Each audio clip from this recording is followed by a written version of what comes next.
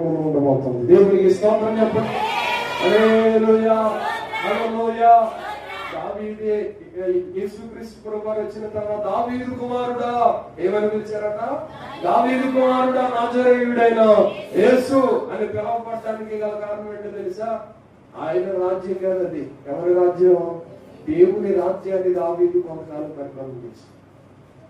ఇది నా రాజ్యం కాదు, ఇది దేవుని రాజ్యం అని గుర్తుపెట్టుకున్నాడు చాలా జాగ్రత్తగా.